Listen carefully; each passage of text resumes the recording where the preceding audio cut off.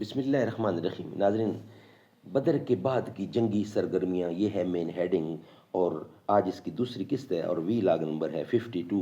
ناظرین، غزوہ بدر ہی کے متعلق ہم پہلے تمام وی لاگ پیش کر چکے ہیں اور بقیہ حصہ بھی اسی کا چل رہا ہے۔ پیج ہے 319، بدر کے بعد کی جنگی سرگرمیاں، اسی کا بقیہ حصہ انشاءاللہ آپ کے سامنے رکھیں گے، اور وی لاگ نمبر ہے 52 اور آج ہے اس کی دوسری قسط۔ ناظرین، جس کتاب سے ہم یہ واقعہ آپ کے سامنے رکھ رہے ہیں اس کتاب کا نام ہے الرحیق المختوم، سیرت نبی صلی اللہ علیہ وسلم پر دنیا بھر میں اول انعام یافتہ یہ کتاب ہے الرحیق المختوم، جس کے رائٹر ہیں مولانا صفی الرحمان مبارک پوری رحمۃ اللہ علیہ۔ نحمدہ ونصلی علی رسولہ الکریم، بسم اللہ الرحمن الرحیم۔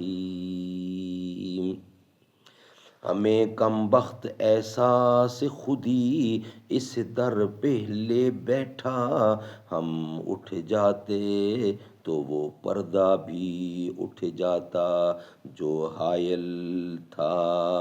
خودی کا نشہ چڑھا آپ میں رہا نہ گیا، خدا بنے تھے یگانہ مگر بنا نہ گیا۔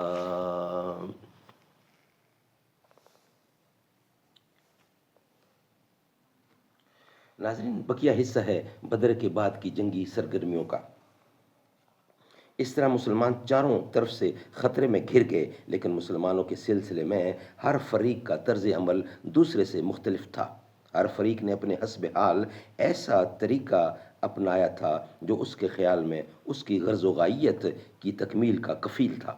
چنانچہ اہل مدینہ نے اسلام کا اظہار کر کے در پردہ سازشوں، وسیسہ کاریوں اور باہم لڑانے بڑھانے کی راہ اپنائی۔ یہود کے ایک گروہ نے کھلم کھلا رنج و عداوت اور غیظ و غضب کا مظاہرہ کیا۔ اہل مکہ نے کمر توڑ ضرب کی دھمکیاں دینا شروع کیں اور بدلہ اور انتقام لینے کا کھلا اعلان کیا۔ ان کی جنگی تیاریاں بھی کھلے عام ہو رہی تھیں، گویا وہ زبان حال سے مسلمانوں کو یہ پیغام دے رہے تھے: ایک ایسا روشن اور تابدار دن ضروری ہے جس کے بعد عرصہ دراز تک نوحہ کرنے والیوں کے نوحہ سنتا رہوں۔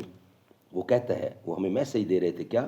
ایک ایسا روشن اور تابناک دن ضروری ہے جس کے بعد عرصہ دراز تک نوحہ کرنے والیوں کے نوحے سنتا رہوں، اور سال بھر کے بعد وہ عملاً ایک ایسی مارکہ آرائی کے لیے مدینے کی چہار دیواری تک چڑھ آئے جو تاریخ میں غزوہ احد کے نام سے معروف ہے اور جس کا مسلمانوں کی شہرت اور ساکھ پر برا اثر پڑا تھا۔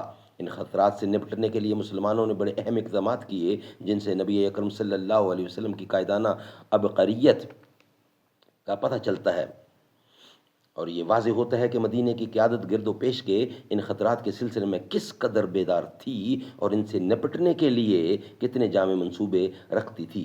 اگلی سطور میں اس کا ایک مختصر سا خاکہ پیش کیا جا رہا ہے، جس کو کہتے ہیں غزوہ بنی سلیم بے مقام قدر۔